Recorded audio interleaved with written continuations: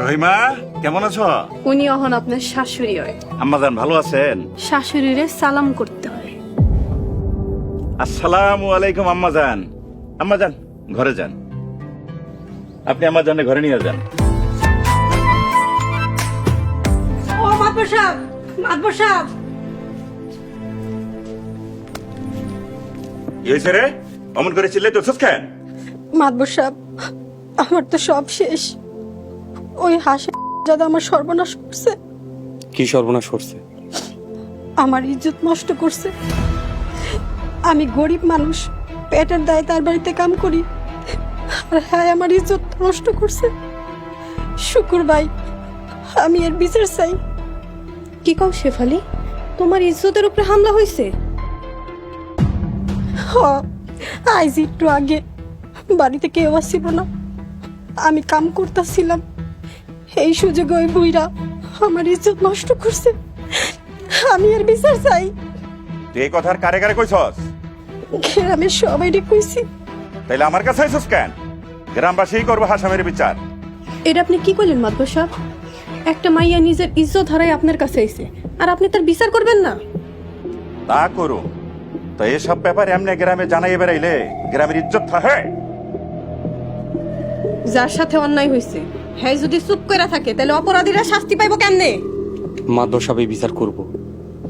আমি তোর কথা দিতেছি, হাসিম অপরাধী শাস্তি পাইবই। শুক্কুর, শালিশি ডাকো।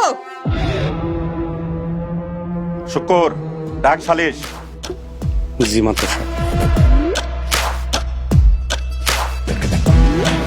শেফালি, তুমি নির্ভয়ে কও, এই তোমার লগে কি করছে? দাদা আমার লাগে সর্বনাশ করছে। আমার ইজ্জত নষ্ট করছে। আমি গরিব মানুষ, পেটের দায়ে হের বাড়িতে কাম করি, একলা পায়া আমারে।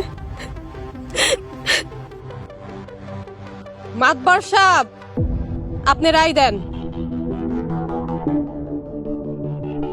শেফালি থানায় যাইতে চাইছিল, আমি গ্রামের ইজ্জতের কথা ভাইবা ওরে থানায় যাইতে দেইনি। এখন আপনারাই কোন, এই পাপীর কি শাস্তি হওয়া উচিত? ওর শাস্তি 100টা বেতের বাড়ি, লগে ওর মুখে চুনকালি মাইখা পুরা গ্রাম ঘুরানো হইব, তারপর ওর পুলিশের হাতে তুলে দেওয়া হইব। আপনারা কোন ঠিক আছে? শুক্কুর। জি মাদ্রাসা।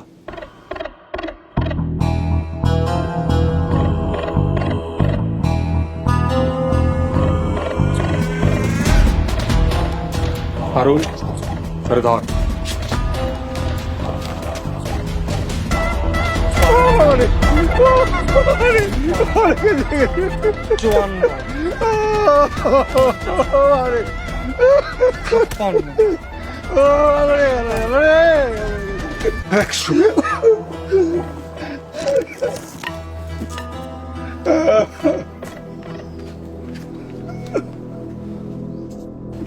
কইরাই আমায় কলঙ্কিনী, কইরাই আমায় করিলি তুই মস্ত ভুল, করিলি তুই মস্ত ভুল, তোর কারণে ভাঙিল আমার।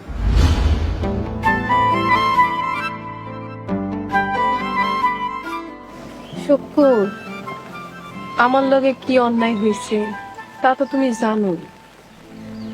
জানি মাদ্রাসা। সেই দিন আমার আর আমার মার মুখে চুনকালি দেওয়া মুখটা তোমার মনে আছে শুক্কুর? মনে আছে মাদ্রাসা,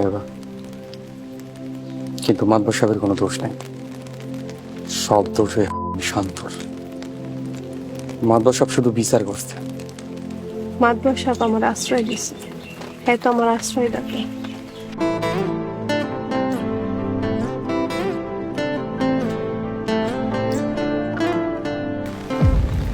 জানো শুক্কুর, যে রাতে তুমি আমার লোক খাওয়া নিয়ে গেছিলা, আমি সেই রাতের কথা কোনোদিনও ভুলব না। এমন কথা মুখে মানেন না মাদবর সাহেবা, আপনার মাদর বাড়ি বউ। আমার লগে যে শান্ত এত বড় অন্যায় কইরা শান্তিতে সংসার করতেছে, তার কি কোনো শাস্তি হইবে না? আপনি খালি হুকুম করেন, শান্তর লাশও কেউ খুঁজে পাইব না। আপাতত বাইসা থাক, সময় এলে আমি তোমার আইসা তাহলে হাসেমরে দিয়ে কামটা শুরু করো। আগে শান্তরে ধরুন না। ধরো সবগুলোর দিয়ে আগে হাসেম, তারপর সেলিম, তারপর সবগুলোর একটা একটা করে দাও। আর কে কে আছে? সময় আইলেই কো, তুমি খালি আমার লগে থেকো।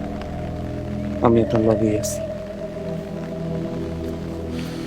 শুকুর জি মাদ্রাস সাহেব। ঠিক তোমার কথা।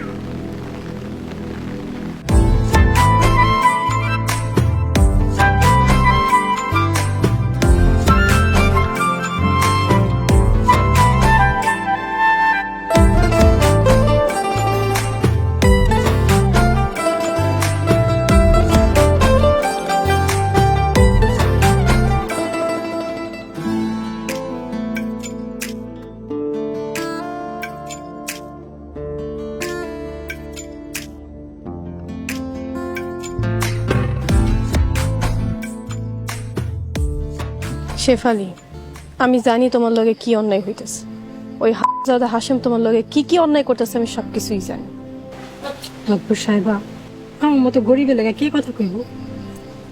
আমি তোমার লেগে কথা কম, তুমি মাতবার বাড়িতে আহো তোমার লেগে বিচার চাইতে।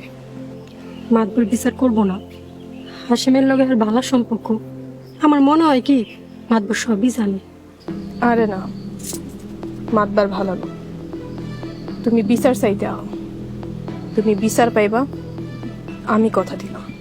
মাতবর সাহেবা, আপনি যদি কথা দেন তাইলে আমি আমো, আর আপনি যদি পিছিয়ে যান তাহলে কিন্তু আমার কেউ বাঁচাতে পারবো না।